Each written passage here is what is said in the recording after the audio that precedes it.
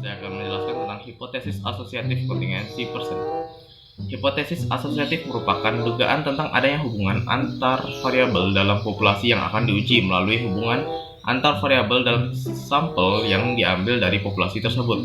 Jadi, menguji hipotesis asosiatif adalah menguji koefisiensi korelasi yang ada pada sampel untuk diberlakukan pada seluruh populasi di mana sampel diambil. Bila penelitian dilakukan pada seluruh populasi, maka tak diperlukan pengujian signifikasi terhadap koefisiensi korelasi yang ditemukan. Hal ini berarti peneliti tak merumuskan dan menguji instrumen statistik. Terdapat 3 macam bentuk hubungan antar variabel, yaitu hubungan simetris, hubungan sebab akibat, dan hubungan interaktif. Untuk mencari hubungan antar dua variabel atau lebih dilakukan dengan menghitung korelasi antar variabel. Yang akan dicari hubungannya korelasi merupakan angka yang menunjukkan arah dan kuatnya hubungan antar dua variabel atau lebih. Arah dinyatakan dalam bentuk hubungan positif atau negatif, sedangkan kuatnya hubungan yang dinyatakan dalam besarnya koefisiensi korelasi. Hubungan dua variabel atau lebih dikatakan hubungan positif apabila nilai suatu variabel ditingkatkan, maka akan meningkatkan nilai variabel yang lain, dan sebaliknya. Jika satu variabel diturunkan, maka akan menurunkan nilai variabel yang lain. Hubungan dua variabel atau lebih dikatakan hubungan negatif bila dinyatakan variabel dinaikkan, maka akan menurunkan nilai variabel yang lain, dan juga sebaliknya. Jika nilai satu variabel diturunkan, maka akan menaikkan nilai variabel yang lain.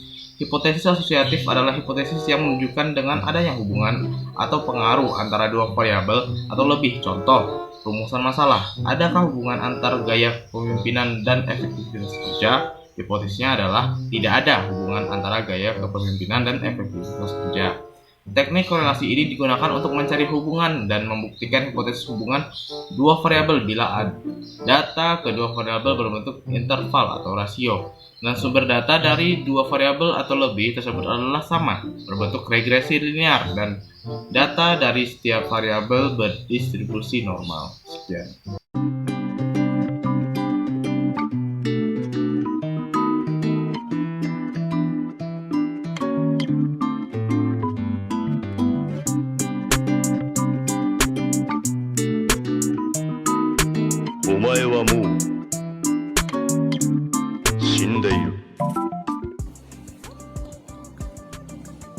Baiklah, di sini saya akan menjabarkan mengenai cara penyelesaian latihan 1 modul 2 dengan pertanyaan berikut ini data motivasi mahasiswa dengan prestasi mahasiswa. Pertanyaan pertama, berapa besar koefisien korelasinya?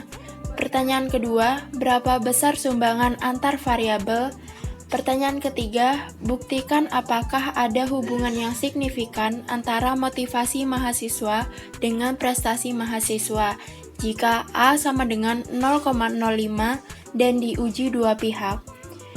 Dari data yang kita peroleh, kode respondennya ada 12 dengan nilai X dan Y yang telah ditentukan.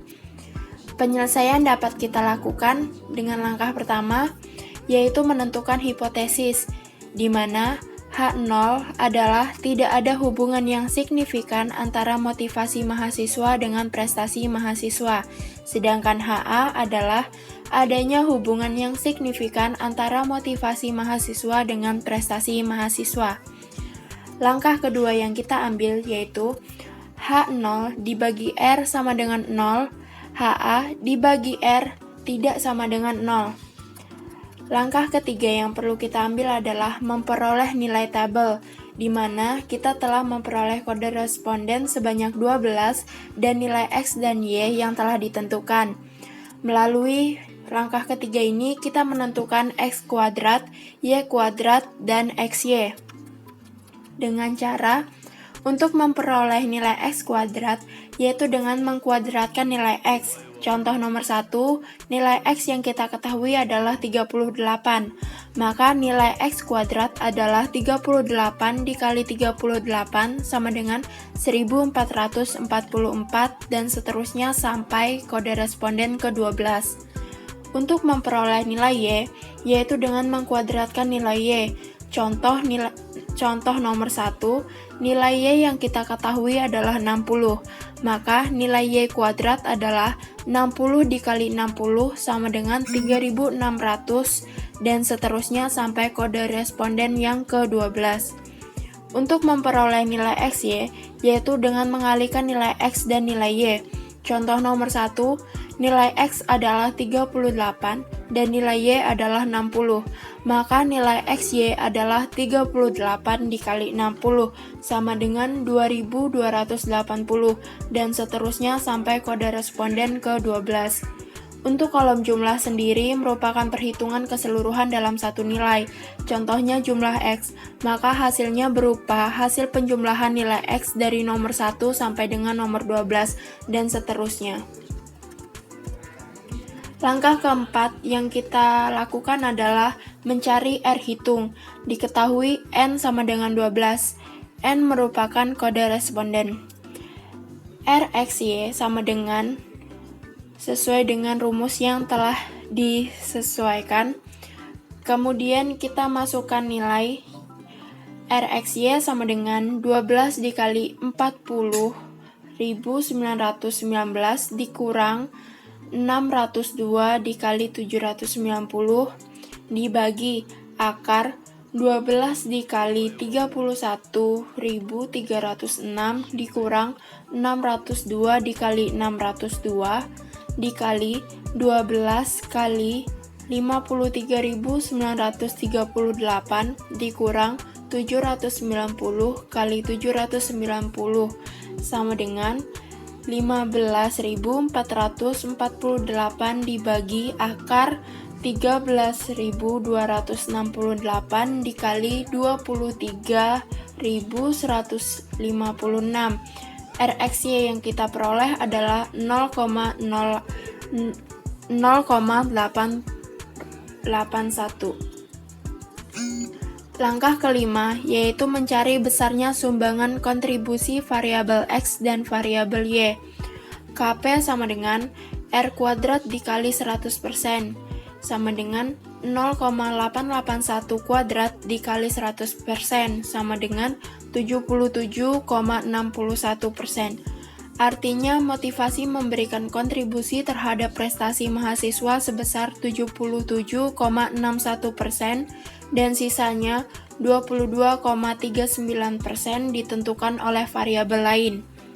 Langkah keenam, menguji signifikan dengan rumus T hitung. T hitung sama dengan R akar N dikurang 2 per akar 1 kurang R kuadrat. T hitung sama dengan 0,881 dikali akar 12 dikurang 2 per akar 1 dikurang 0,881 dikali 0,881. T hitung yang diperoleh adalah 5,91. Kaidah pengujian, jika T hitung lebih besar atau sama dengan T tabel, maka HO ditolak dan artinya signifikan. Dan jika T hitung lebih kecil dari T tabel, maka H0 diterima dan artinya tidak signifikan. Berdasarkan perhitungan di atas, A sama dengan 0,05 dan N sama dengan 12. Uji dua pihak, maka DK sama dengan N kurang 2 sama dengan 12 kurang 2 sama dengan 10, sehingga diperoleh T tabel sama dengan 2,228. Ternyata T hitung lebih besar dari T tabel atau 5,91 lebih besar dari 2,228, maka H0 ditolak dan artinya ada hubungan signifikan antara motivasi dengan prestasi mahasiswa. Langkah ketujuh yaitu membuat kesimpulan. Pertama, hubungan motivasi dengan prestasi mahasiswa. Jawabannya sebesar 0,881 kategori kuat. Yang kedua, besar sumbangan atau kontribusi motivasi terhadap prestasi mahasiswa. Jawaban 77,61%. Artinya, motivasi memberikan 77,61% kontribusi terhadap prestasi mahasiswa dan 22,39% lainnya dipengaruhi oleh faktor atau variabel lain. Buktikan hubungan signifikan antara motivasi dengan prestasi mahasiswa. Jawabannya, terbukti bahwa ada hubungan yang signifikan antara motivasi dengan prestasi mahasiswa. Ternyata, T hitung lebih besar dari T tabel atau 5,91 lebih besar dari 2,28, maka H0 ditolak dan HA diterima, yang artinya ada hubungan signifikan antara motivasi dengan prestasi mahasiswa. Sekian yang dapat saya sampaikan. Untuk selanjutnya akan disampaikan oleh teman saya.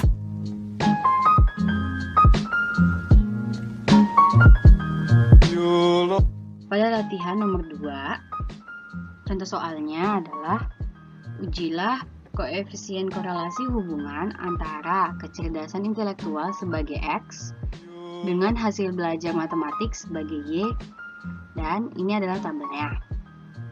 Jadi terdapat 15 responden atau 15 mahasiswa yang akan diteliti. Jadi pada kolom X maksudnya adalah nilai dari kecerdasan intelektual, kolom Y sebagai nilai matematik, kolom XY sebagai kolom X dikali dengan kolom Y. Pada kolom X kuadrat maksudnya nilai dari X ini dikuadratkan, lalu pada kolom Y kuadrat maksudnya adalah dari nilai Y ini yang dikuadratkan. Saya akan menjelaskan bagaimana cara mendapatkan hasil dari tabel korelasi. Pada kolom XY, X pangkat 2 dan Y pangkat 2. Pertama pada kolom XY. Cara mendapatkan hasil di bawah tersebut yaitu dengan X dikali Y. Contohnya yaitu X mempunyai angka 3 dan Y mempunyai angka 3. Kemudian dikalikan, sehingga mendapatkan hasil angka 9. Begitu terus selanjutnya, sampai nomor 15. Lalu lanjut pada kolom X pangkat 2. Cara mendapatkan hasil di bawah tersebut, yaitu dengan nilai X dipangkatkan 2. Jadi, untuk setiap nilai X akan dipangkatkan 2. Contohnya, yaitu X mempunyai angka 3 dan dipangkatkan 2. Sehingga mendapatkan hasil angka 9. Begitu terus selanjutnya, sampai nomor 15. Setelah itu, lanjut pada kolom Y pangkat 2. Cara mendapatkan hasil di bawah tersebut sama dengan cara yang dilakukan pada kolom X pangkat 2, yaitu dengan dipangkatkan 2. Contohnya, Y mempunyai angka 3 dan dipangkatkan 2 menjadi hasil yaitu angka 9. Begitu terus untuk selanjutnya sampai nomor 15. Dan untuk yang terakhir, dari hasil yang kita dapatkan tadi kemudian akan ditotalkan, yaitu seluruh angka pada kolom dari nomor 1 hingga 15 dijumlahkan. Contohnya, untuk kolom XY dijumlahkan sehingga mendapatkan hasil 661. Untuk X pangkat 2 mendapatkan hasil 531 dan Y pangkat 2 mendapatkan hasil 904. Nah, lalu cara mendapatkan RXY-nya ini dapat dari rumus di halaman 7 ya. Ya, ini saya zoom biar kelihatan. Coba kita copy aja dulu ya. Copy, lalu kembali ke soal yang tadi. Paste. Lalu setelah kita dapat rumusnya, kita masukkan angkanya. N adalah 15 dikalikan dengan XY ini, XY yang ini 661 dikurangi dengan X 85 dikali dengan Y 112. Bawahnya akar dari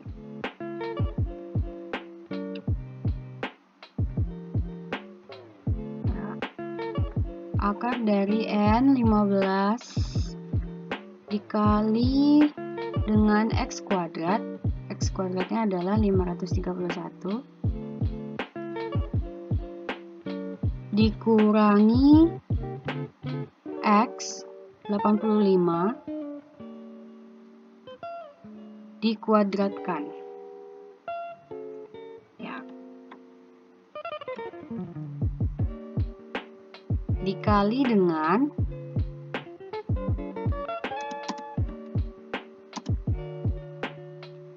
Y kuadrat.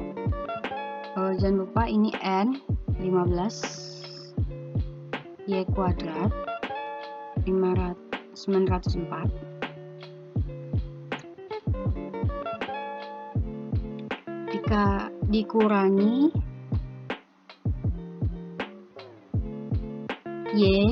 Y-nya adalah 112 dikuadratkan. Ya. Ini perhitungannya. Jadi di sini udah dikasih tahu hasilnya adalah 0,455.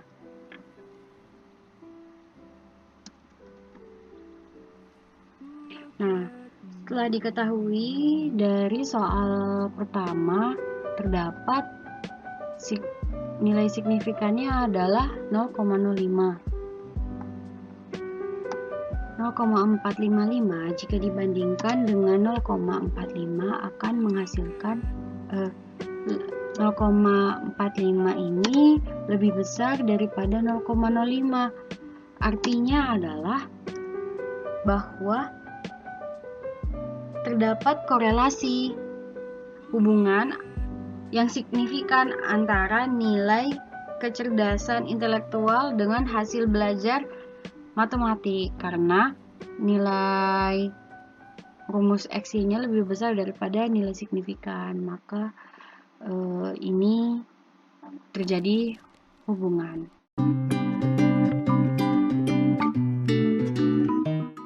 Jadi, kesimpulannya, analisis korelasi person product moment atau PPM yaitu suatu analisis yang digunakan untuk mengetahui suatu derajat, hubungan dan kontribusi, variabel bebas atau independen, dan variabel tertentu atau dependen. Selanjutnya, yang kedua, teknik analisis korelasi termasuk ke dalam teknik statistik parametrik dengan persyaratan tertentu. Misalnya, data dipilih secara acak atau random, dan datanya berdistribusi normal, data yang dihubungkan berpola linier, dan data yang dihubungkan mempunyai pasangan yang sama sesuai dengan subjek yang sama. Dan yang terakhir, kalau salah satu tidak memenuhi persyaratan tersebut, analisis korelasi tidak dapat dilakukan.